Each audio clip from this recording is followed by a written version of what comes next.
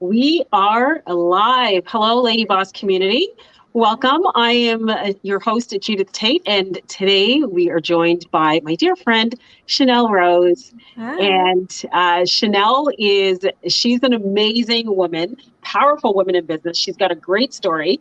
Chanel is an Airbnb host. Actually, no, she's a super host.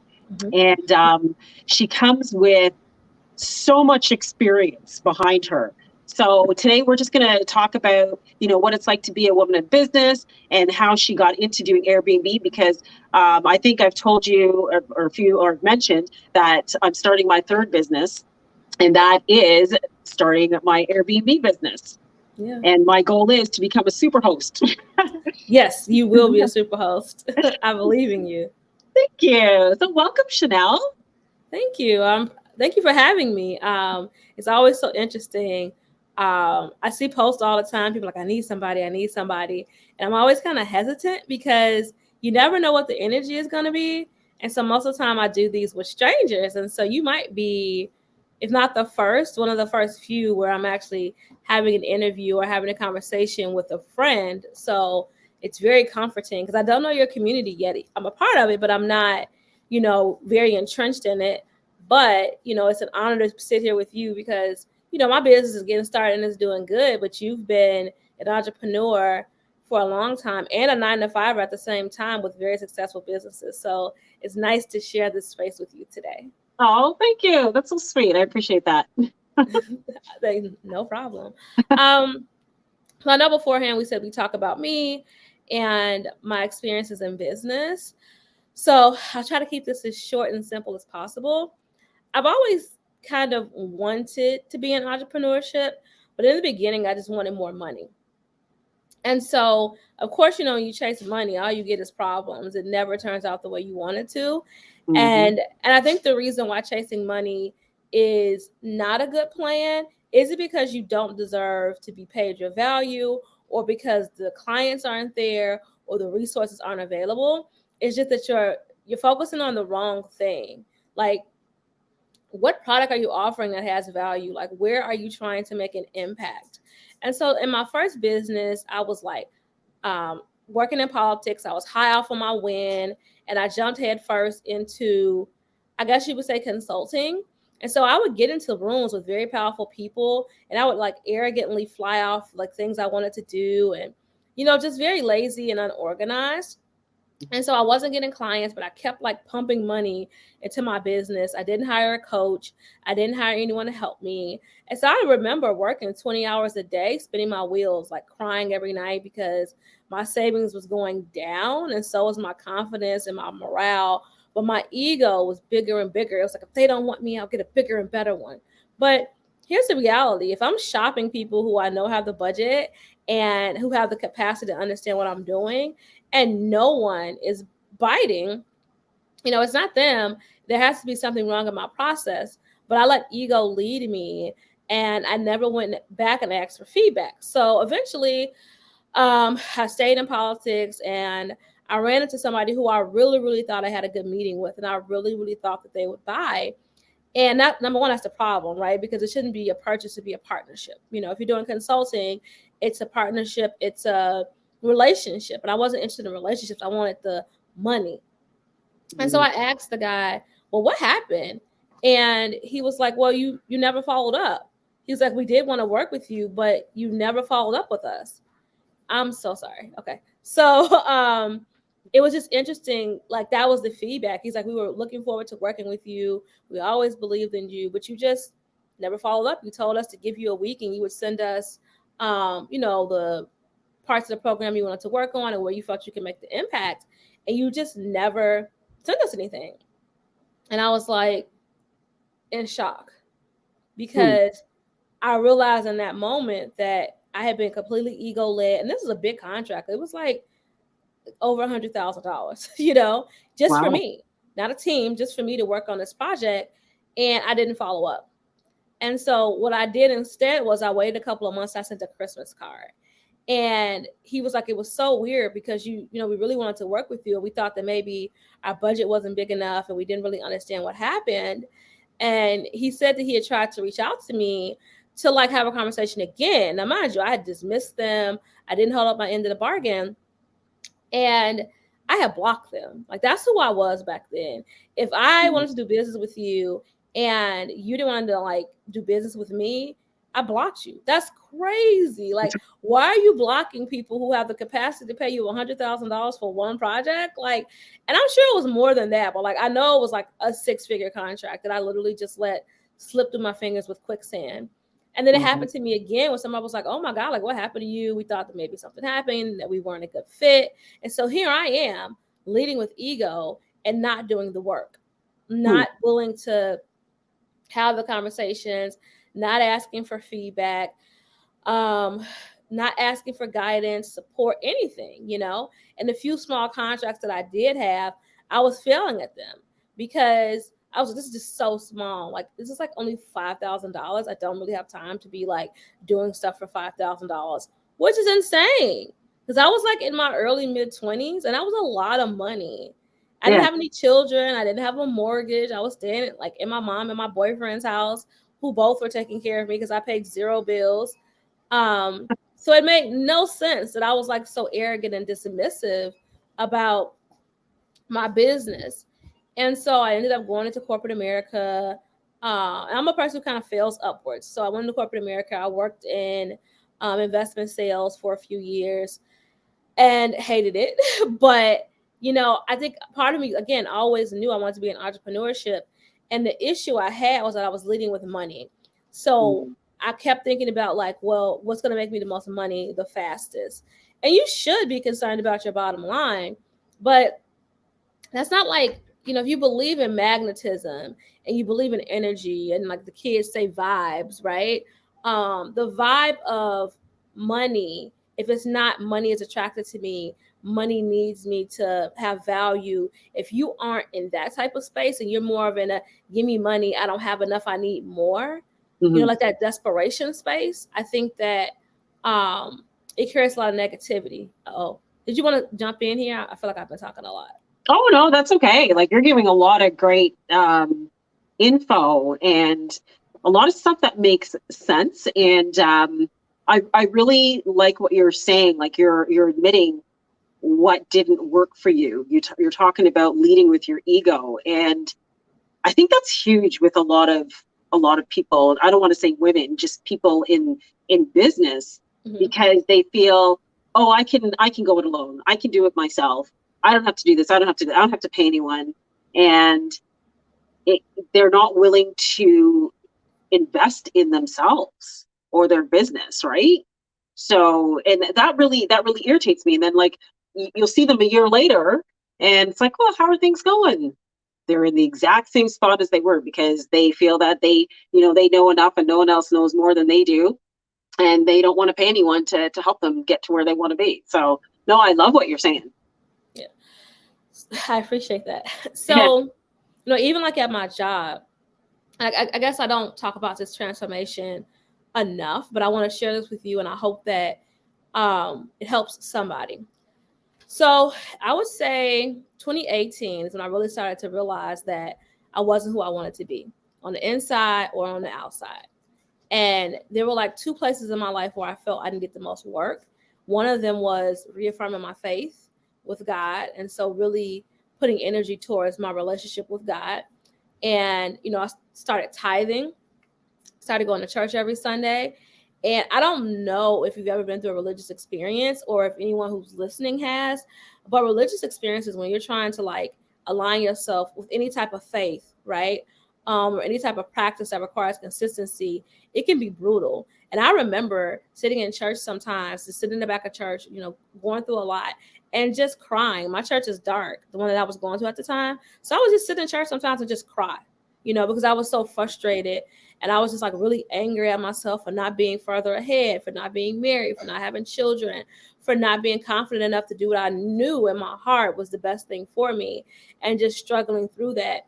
And when I started going to church, I actually hadn't worked in almost 2 years, couldn't find a job, ended up finding a career coach who cost a lot of money, but was willing to do an exchange of services because she believed in me. And with her mentorship, I was able to finally get a job. And I can remember going to church sometimes, having $2 and putting $2 in church. And then in return, like the guy who I was dating at the time would be like, here's $50, like crazy. It was like the energy of money is it's monumental. And if you pay attention to it, the more you give, the more you get. It's the same thing with like your business and your services. So I started getting really curious about like who can help me. I found this career coach who changed my life. She and I are still really good friends, someone who I believe in, who I refer to all the time.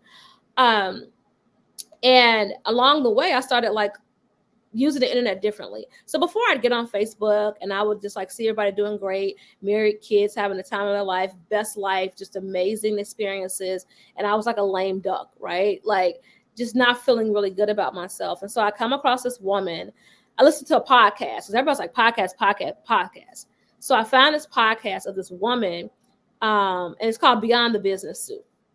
And so I don't even know how I found her, but I did. And she had this woman on who just poured into me in a way that no stranger ever had.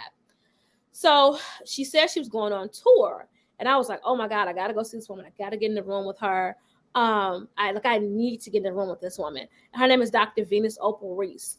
And who she is now is very different than who she was back then in terms of like her branding, her image.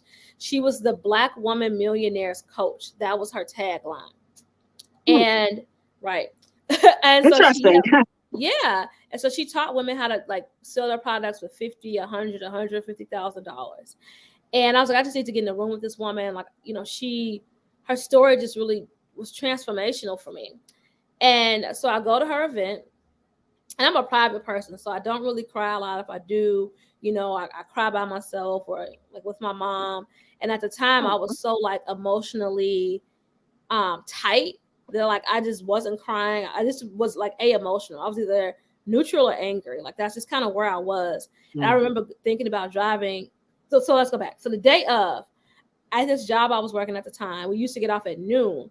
So I had enough time to get to the event. This particular day, there was money missing. And so we had to find the money. And it was like $15,000 or $20,000 that we had to find. Okay. It was an absolute mess. I was so angry when I got off. And you should be happy because you get an hour and 15 minutes of overtime, but it cut into the event. And so I am furious about this. I'm like, I don't know if I'm going to go. I can't believe this happened.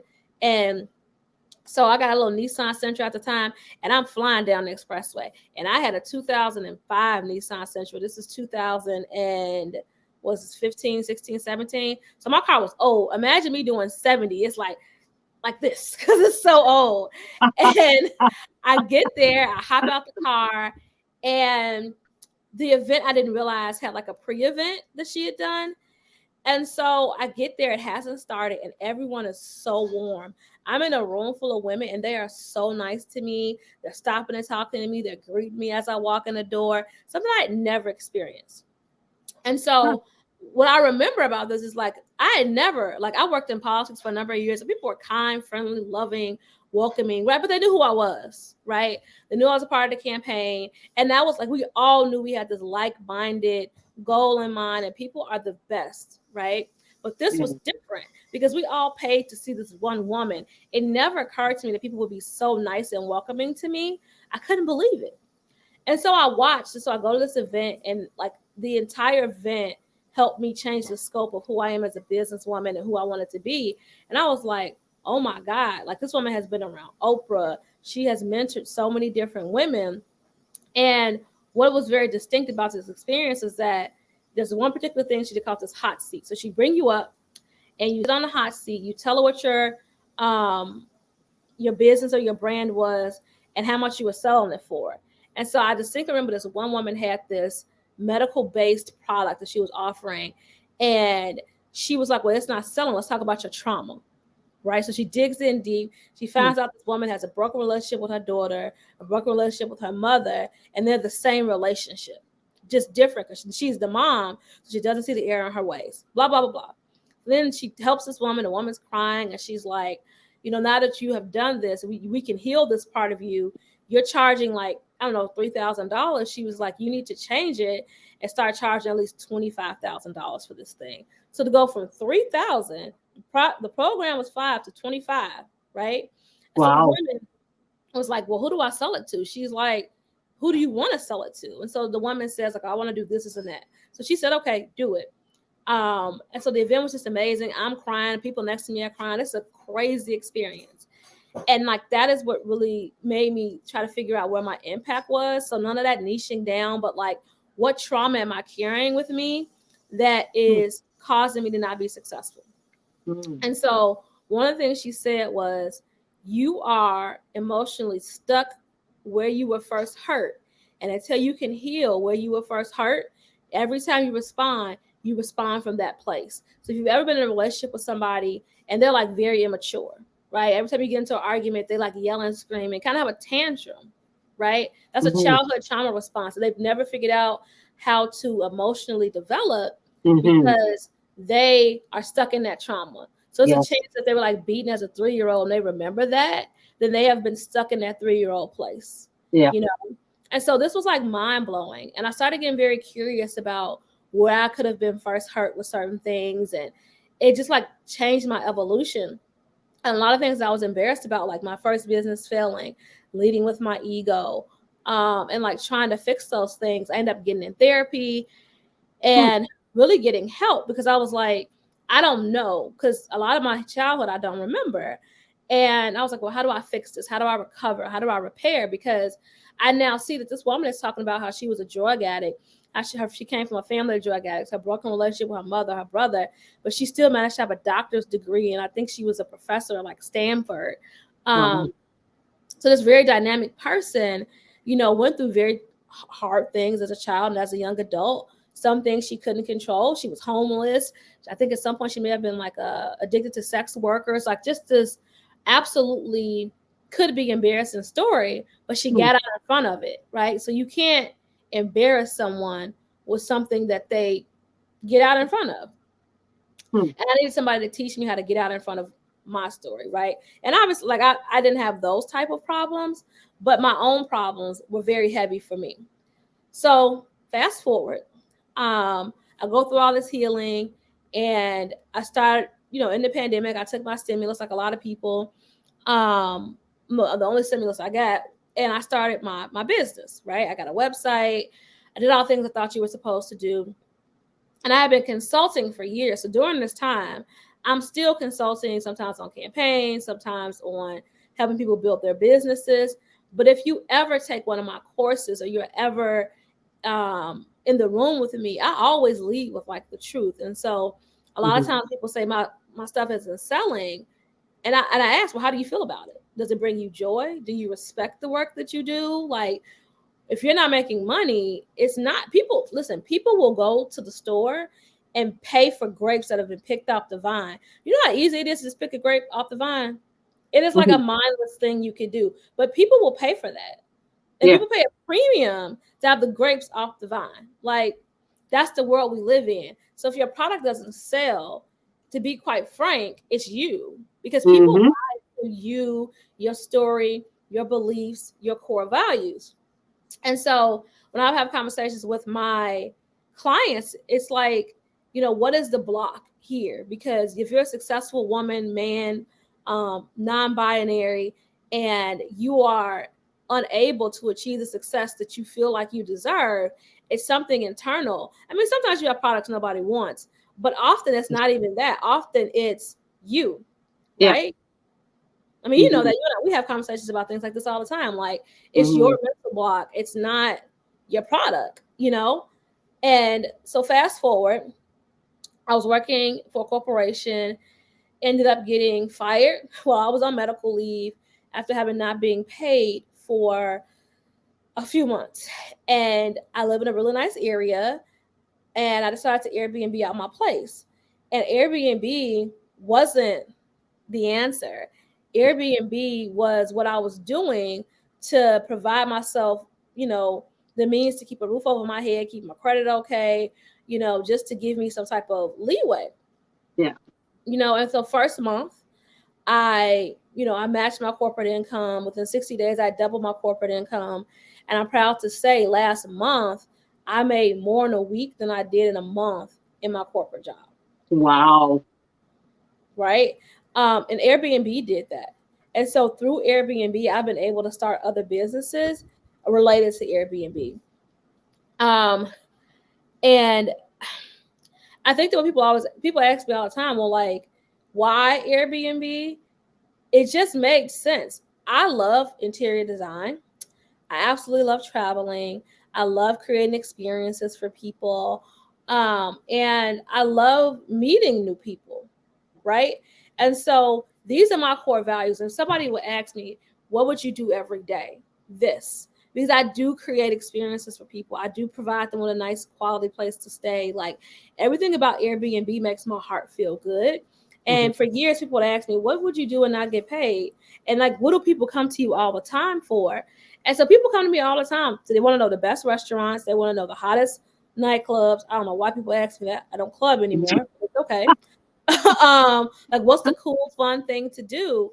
I am an experience curator and I always have been. When I say I'm going out or I found some new place, my friends are like, okay. They don't ask me where it is. They don't ask me how much it costs. They just want to go. So for years, I have been this hospitality experience curator. And so now all the things I love that I was doing for free happened through Airbnb. Nice. It all came together, but it didn't all come together in some magnanimous, well-funded, happy, joyous experience. I was broke. When I first went to my first Airbnb, I had 4 cents. That's how much I had left when I was done getting my Airbnb and working shape. 4 cents. Wow. Wow. That's amazing. Thank you. Oh my goodness. Sounds like you've had, sorry? I said I talk so much, I'm sorry. Oh no, that's okay. Don't apologize at all. This is great. Very like you've touched on so many important points. Going back to the traumas and stuff and not being able to sell. It is so true that a lot of times it's not your product. Like, yeah, sometimes we'll create a product that, the market doesn't really want or they're not ready for. But a lot of times it's because of us, right? Like you are the problem why your product isn't or your services aren't selling, right? Because it goes back to like what you talked about, the ego and your belief system. Now you pointed out something really, really important about the lady saying that the lady should change her prices from 3,000 to 25,000, was it? Yeah. That's huge. And all you have to do is believe that is what you're worth. That's all it takes. And it worked. Right? I forgot to mention that part. Absolutely. It worked. Like she went back and posted and said that like, she had this business for 10 years and the most 10 or 15 years, like some long period of time. Yeah. And it was like over a decade, at least or over a decade. And she had like capped out at like $32,000 or $33,000. And, she came back and said she had secured like a few contracts. And then like a year later, she did this post and said she had made almost $1 million. Wow. Wow. Yeah. You just got a comment. Hi, Erin. Erin just said hi. Hi. Yeah, so I absolutely love everything that you're saying, and your story about starting your Airbnb with only 4 cents, like that's like in your bank account.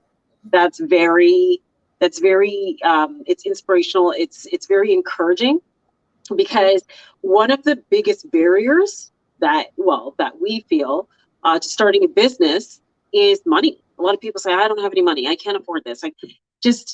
It just shows like what's possible, and just do what you can. Like you don't have to invest thousands and thousands of dollars before you start a business. Like just start with something, anything, just get going.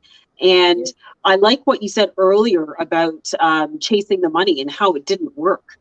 And I've seen that myself, like if you're just going to be doing something just to make some extra money, it's not going to work. Because the biggest thing, and one thing I teach my clients all the time, is when you go into business, you have to be really, really connected to your why. Because if you are not connected to why you're in business, then when it gets tough, you're going to bail.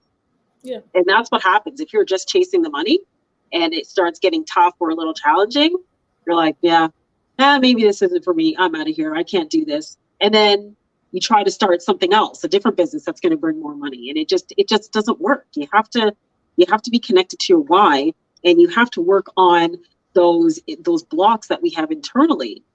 And that's another reason why it's so important to work with a coach, and the right coach who can help you get beyond those blocks.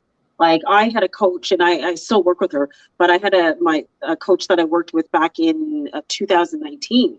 Like she changed my life. Like I did not realize how much stuff I had in the way of just growing personally and in business, in relationships. Like I just had so many blocks in the way. And she's a very patient lady, because I don't know, I wouldn't have put up with me. And she really, she did a lot of work, and she helped me to get unstuck, because I was really, really stuck. In 2019, that's the year, like my first year hitting 6 figures in business. And I would not have been able to do that if I hadn't met her, and if I hadn't gotten rid of those blocks. And since then, I've been on this crazy personal development journey. And I mean, I'm a work in progress. Like, I'm not perfect. I'm always working on myself, always doing stuff to improve personal and professional development every day, doing something, whether it be taking courses, being in like a mastermind, like the one that we're in, reading, always doing stuff to improve myself, and always surrounding myself with people who have, similar goals and values, right? Because what's that saying? Like you're the sum of your, I don't know, people you spend the most time with. Something exactly, right? So I spent time with people who, who were interested in developing themselves and interested in being better than they were yesterday. Like always striving to be a better version of yourself. Yeah, so, and being yourself too, right? Like, yeah. I think about the sum of 7 all the time, and I'm always, and this may sound crazy, but I'm always auditing the 7. And I want to make sure all the time that, like, it's not about money per se, or it's not about money at all. It's about like the human experience. So are you adding value at whatever place you are? And can I add value too? And, just really being mindful of being yourself. Like in our mastermind, we have an excellent coach, and sometimes she's like telling us stuff to do, and I'll just say, I'm not gonna do it. And I know, like, and everybody in the room is like, probably this girl is insane. I'm not gonna do that.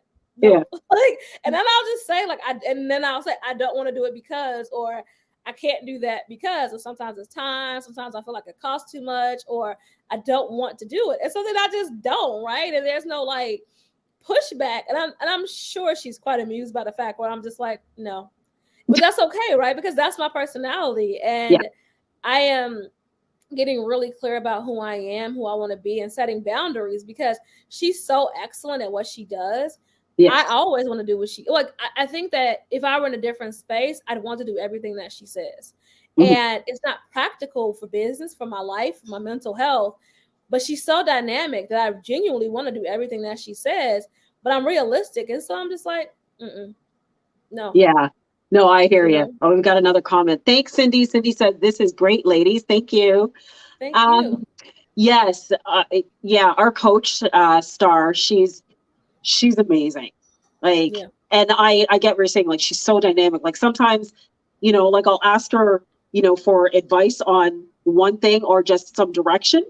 And she gives me like a list of options. I'm just like, oh my God, where do I start? And how does she know so much? But the thing is, and this is what I really, really respect about her. She invests so much time in her own development, and she brings all of that to us. She's not a coach that doesn't invest in herself and then charges, high ticket for her programs. Like you can tell she invests so much time and money in herself, and it's amazing, because we have an amazing mastermind. And I think that's good too, what you said about just saying, no, I'm not going to do this, because you know what your limits are. And yeah, exactly. Like what you said about boundaries as well. Like you know what your limits are. And if it's just like, yeah, that's not something I can take on. And like I'll say to her as well, like, yeah, I don't think I can really focus on that right now, because I've got this and that. And I just want to maintain my sanity, because I've got, I'm running different businesses and stuff, and I've got, a couple of speaking engagements coming up, and like, it's a lot, right? And then on top of that, there's, responding to messages every day, and clients, and this and that. So you just got to know yourself, and know your limits, and know your boundaries. And I think that's a part of being successful. Being consistent. And being consistent. I think if like, I know we're out of time, but if anything else resonates, like in the beginning, you feel like no one's listening, they are. You feel like no one's paying attention, they are. You may go in rooms and 5 people show up. Those 5 people matter. You may not sell to them, but I remember somewhere like a long time ago, I read, you need to get the suck out, right? Like you want to be an expert, you want to be a knowledge leader, you have to get the suck out. In the beginning, your videos are not good. I don't care how beautiful, incredible, magical you are. Your videos are not that great, right? But then if you do 50 or 60 videos, you start getting better. And then once you get to 100, you start getting better. I can remember people would ask me about my business before, and I would just fumble and mumble and like try to get it out. But now I can tell you, I can pinpoint the important parts of it. You give me 20 minutes, I'll give you my story. You give me 10 minutes, I'll give you my story. You give me 5 minutes, I'll give you my story. That didn't happen overnight, though. It's me being consistent and figuring out, what I wanted to tell people to help them understand their ability to make an impact, and just keep sharing it over and over. So if nothing else resonates, you're just getting started. Step 1, do go live, do talk to people, do comment. Doesn't matter if no one responds to your post. Keep posting. They're watching, they're absorbing, and eventually you'll get people who like you, and they'll start to talk to you. And to be quite frank, I'm going to leave this here too. I know we have to go. This is my last thing. Everybody's looking to go viral. I want you guys to know I have 1,600 people in my group. I have like 850 Instagram followers. I have 5 YouTube subscribers. Okay. So I don't have a big amount of people in my audience, right? Like maybe I have, we'll just call it like non-LAPO, let's call it 2,000 people in my network. I'm last launch, I made up $20,000 in my last launch. Okay, Awesome. I have 850 Instagram followers. I'm not Kim Kardashian at all, right? Yeah. And I say that to say the reason why people like me is because I've been consistent, and they see me, I show up. Yeah. Like you can have a 50K, 100K launch, 850 Instagram followers, and 1,600 people in my group. That's not a lot. And I'm doing circles around people who have twice as much of an audience. And you can too. You just got to be consistent and show up. Yeah. And then that also speaks to getting in front of your ideal client as well. Yeah. Because you could have like all those people in your audience, but maybe there's like 5% of them are really your ideal client, right? Yeah. And that's the thing. Like, as you said, like just be consistent, always showing up for those who are there. And again, as you said, even though people might not, comment or like, people are watching. And I'll have someone, I'll have people reaching out to me, or, whatever, like on Messenger, or just in conversation, like, oh yeah, I've been watching you. I'm like, really? I never see you like or comment. And they'll talk about stuff that I've been posting about. And I'm like, oh yeah, you're like, what? Yeah. And I'm like, I didn't even know they were there, because they never like or comment. So be consistent. People are watching. And that's one thing I've learned, and also always be careful of what you're saying and posting, because people are watching. For sure. Yeah. And just keep going. And like, again, I don't have a bunch of followers. I don't have a big old group, and I'm walking circles around people who do. That's awesome. Likes don't buy. Yeah. That's awesome. Oh, we've got Danye joining us. Hi, Danye. Hi, Danye. We're finishing. So please, if you watch the replay, #replay. And I know, like, again, we're definitely out of time. So thank you guys for listening to me talk about my story. I'd love to hear yours too. if you're curious about Airbnb, I do have a self-directed course that Judy is a part of. It's amazing. Shameless self-plug. I know it works because I did it. I know it works because this is how I make money, and I'm sharing it with people. And so far, people have appreciated the value. Yeah. So definitely, if you're interested in Airbnb, you can find me on Facebook. My name is Chanel Rose. That's not a nom de plume. That's my real name. And on Instagram, I'm Hello Chanel Rose.